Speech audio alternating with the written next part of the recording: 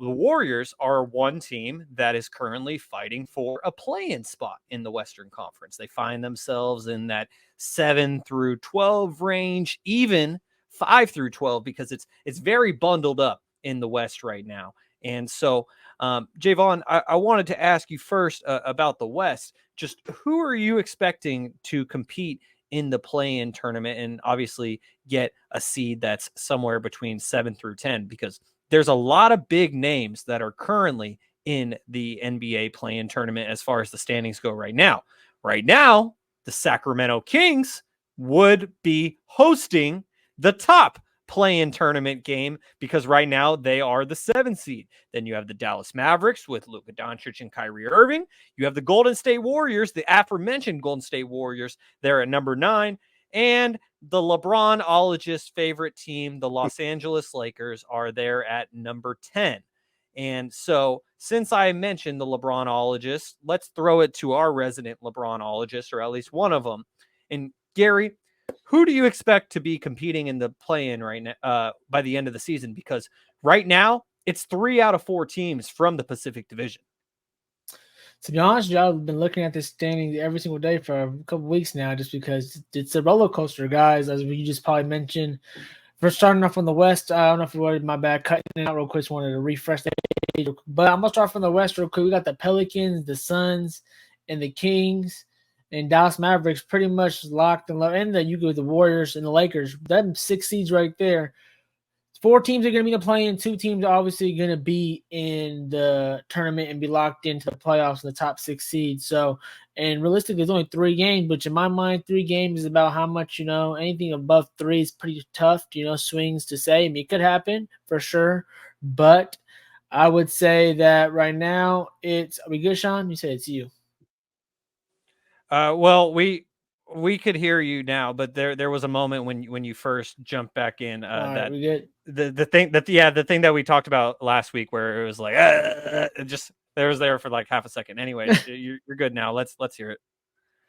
All right, let me know because we're gonna pause this thing real quick. Technical difficulties, Alan stats or politics. Let's go. All right. Anyways, I think I'm gonna have realistically. I looked at the strength of schedule before today, and I think our Kings are gonna make it. The Kings fan, I think we're gonna make the top 6. Now, realistically, I do think the Mavericks have been playing great. See, that's the thing, though. They've been 7-3 in the last 10. Golden State Warriors, Lakers, 8-2, 7-3. Realistically, if you go by the last 10, who's really hot right now? The Kings are actually 5-5, so they actually could be on the downturn.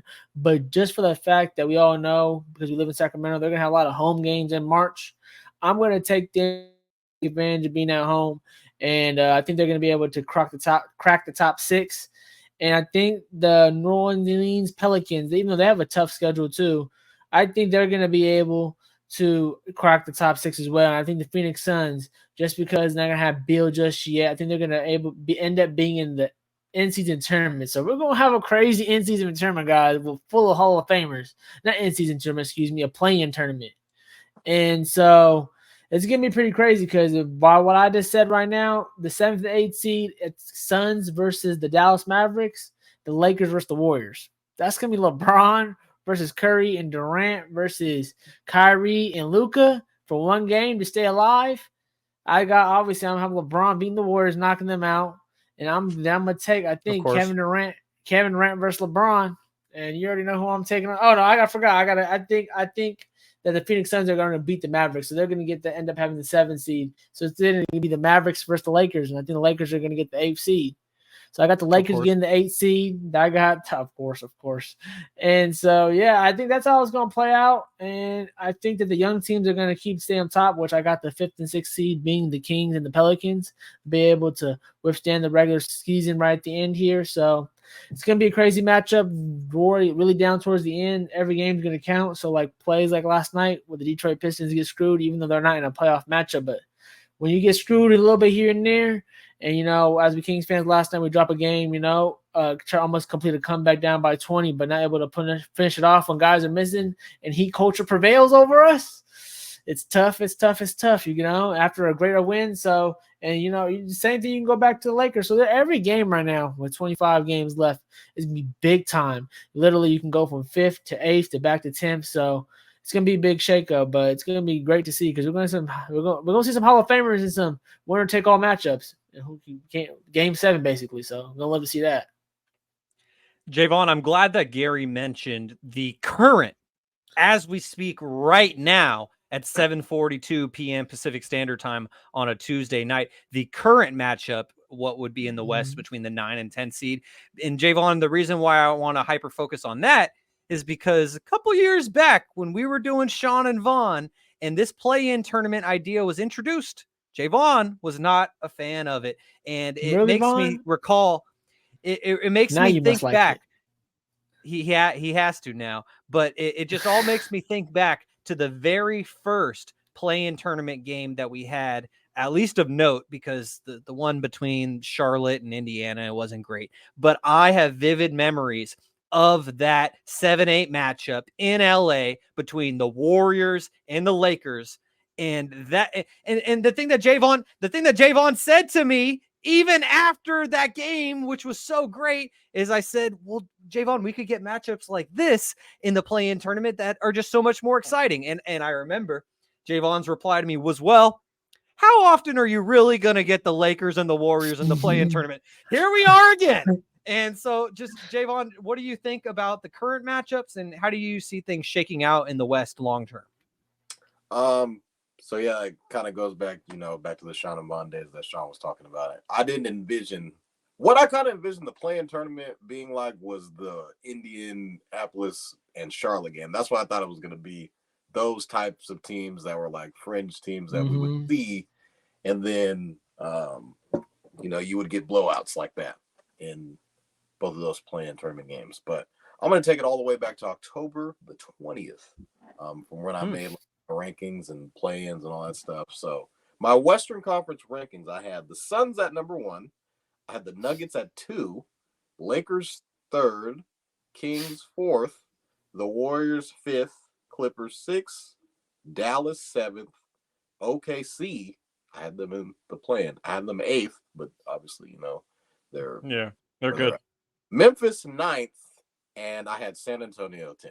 So there's a bunch of there's a lot of riffraff going on there. Obviously the San Antonio thing is just way overly blown out proportion. Did not even have the Timberwolves in the playoffs, so there's a which I think I remember everyone was talking smack that I believed in Cat, and look at him now. I think you two are talking. Just FYI, needs to be done. I did have the Kings in the playoffs. As far as the play in the shape right now. That's 7, 8, 9, 10. Because the Kings are 7th. I feel like the Kings are gonna somehow be in the plan.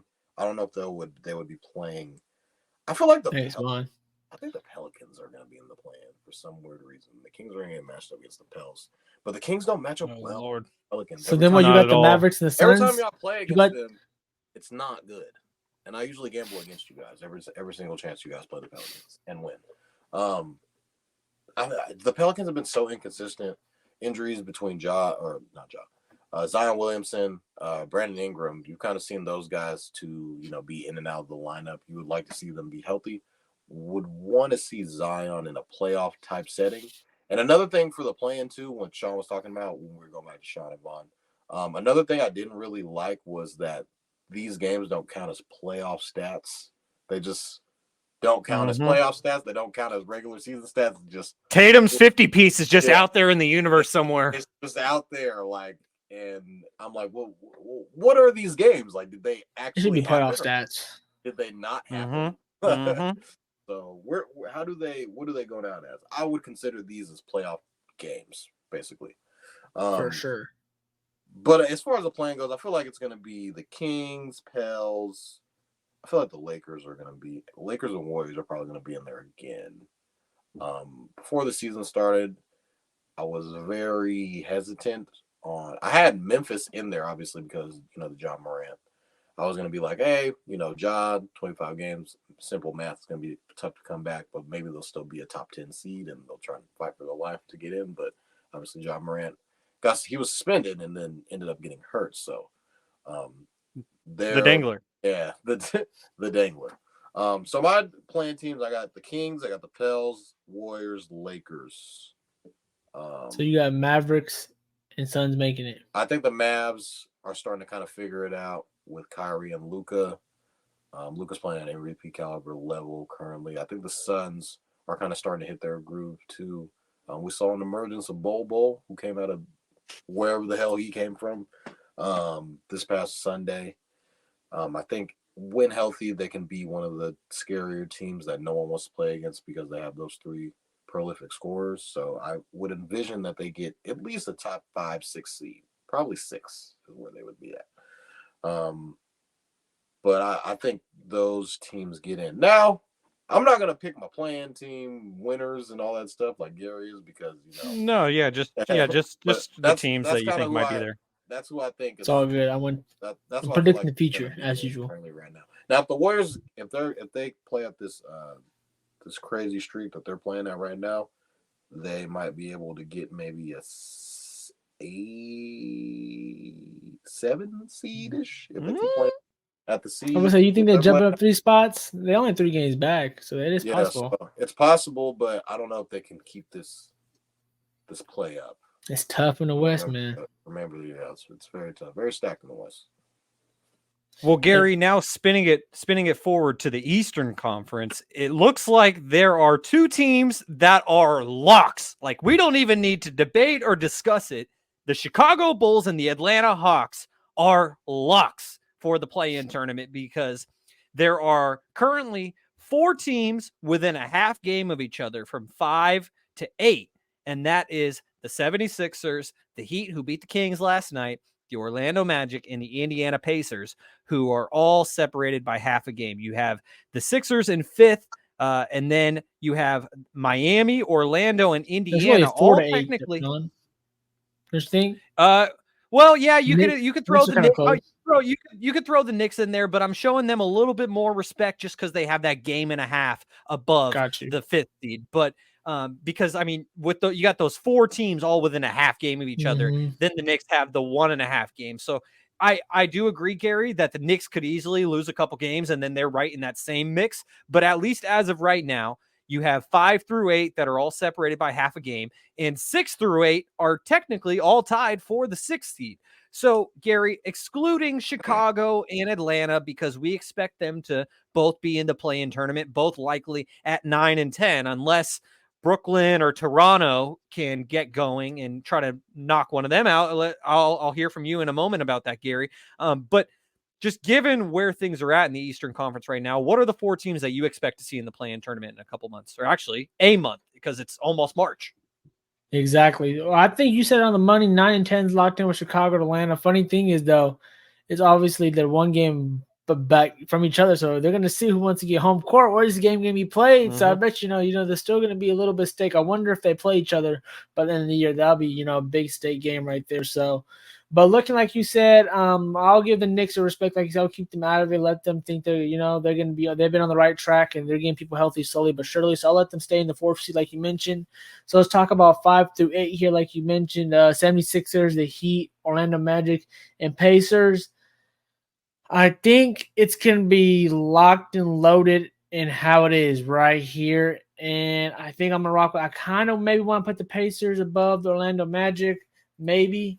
But I think due to the fact that the Pacers have been, the Orlando Magic have been playing a little bit better. I'm trying to look at the strength of schedule. I didn't look at the East real quick. I wonder who is higher real quick.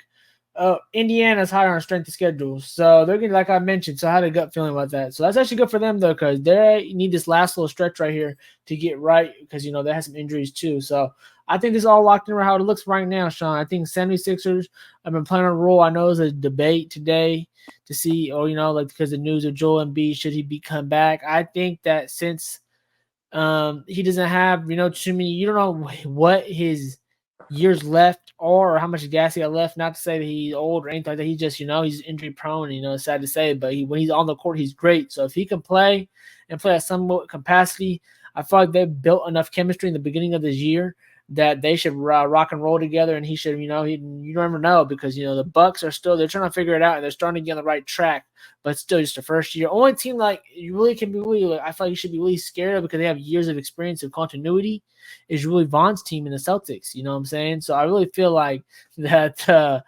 I really feel like the Seahawks get me with that one. I'm not gonna lie. I lost my whole train of thought now. How about 76 man, the 76ers can, sneak up on a team, you know what I'm saying? So I think they're gonna be raw locked in right there. I think the Miami Heat, them still dealing with all they're dealing with, all the injuries and players they have out. They're gonna be locked into the 6th seed. And yeah, we're gonna have Orlando Magic versus the Pacers, two young teams fighting it out to get the 7th seed, which is gonna be great. The two older teams, the 76ers, the Miami Heat, get locked in. Kind of opposite what I did in the West, with the young teams making and the old teams, the older veteran teams, kind of playing a play-in. But I just feel like that the Orlando and Indiana Pacers. I just want to see that matchup, so I'm kind of leaning towards that, to be honest. And yeah, I just feel like this is looking at strength of schedule. That's what it's more going to look like for these teams. So, and at the end of the day, we're going to guess the future now. I got Indiana beating the Orlando Magic, getting the 7th seed, and then I got the Chicago Bulls beating the Atlanta Hawks. So Chicago versus the Orlando Magic, and I got the Orlando Magic getting the 8th seed, which I think might be a little scary for you, Vaughn. That's a good little matchup, little Orlando Magic Celtics. They can match it because I know, but Pablo and all the guys they got can stretch the floor too. And your hand, Paulo, that's my guy. Paulo, man, him and the Wagner twins. I just feel they got a lot of weapons to be able to guard you guys. Not guard you guys, but they can be able to be versatile just like you guys are. So, I don't know. Very big. Well, Jaevon, let's hear more about the East from your perspective. So we're going back to October 20th again, guys. I got three of the four playing teams right. I had Detroit in there because Monty Williams. I thought he was gonna remember the Titans, Coach Boone him, and just at least get him to a plan. But and then they lost 28 games in a row. Yeah, they look good the first 4 games of the year, and then it all went downhill from there. But I'll just go for my 10 to 7. What I had Indy, Detroit, Orlando, and Atlanta. So I basically have all those teams that are just kind of moved around a little bit. What I think is going to happen, I think the Sixers are going to fall into the plan because we don't know anything about Joel Embiid, his health, where they're going to be at, and they've already lost 2 straight. You got the fighting Buddy Hields out there. You do have the fighting Buddy Hields out there, but even if Joel does come back, he still needs to get back into game shape, and getting ready for the playoffs after coming off of an injury is kind of weird, and it's kind of weird on the chemistry and just how everything's going to kind of shape up if and when he does come back. So I think they're going to fall down there. I think the team that probably gets booted out is probably Atlanta. Atlanta's been the most inconsistent team in the most mid in the playoffs. I think I saw a stat for them in the last 5 years they're 500. So I think that's what it was the last 500 games they are 250 and 250. Literally the definition crazy. Of mid. So maybe that's a telling sign on Trae Young's future and what the Atlanta team will look like in the offseason. You've been trying to trade Trae Young since last year. Kev was too. Me, I'm not sure if it was me personally, but Kev, I think Kevin probably was. But I think it'll probably end up being Pacers, Magic, Sixers, Bulls will probably be the play-in spots for the Eastern Conference. Now, depending on health, is if the Sixers will even be there, because I'm judging it off of to be honest, I don't think Embiid is coming back for the rest of the year. I think he's done. He's been playing. That changes my whole thing too. He's been playing with injury. I was listening to Pat Bev's podcast, and he was saying that Joel's been playing the whole entire season basically with a knee injury, and kind of for him was kind of he's played his whole career injured. Yeah. So it's kind of just been the straw that kind of just I don't know what the saying is. Broke the camel's back, Jaevon. So the straw that there we go, Shaun. Straw that broke the camel's back. So I feel like with that being said, Philly could miss the playoffs. Like that's a very possible statement. We saw Damn. them. We saw them tonight. That's just how important Embiid is. Like Embiid was like the clear-cut MVP, I think, in my opinion. I think. Yeah, He's but reigning that'd be like an MVP right 8-game now for a losing reason. streak. I thought he was just the MVP. And then until, he obviously went down with injury. And then now you kind of see what their team looks like. They look kind of empty without Joel. It shows how much he means to that franchise and what he kind of is to that team.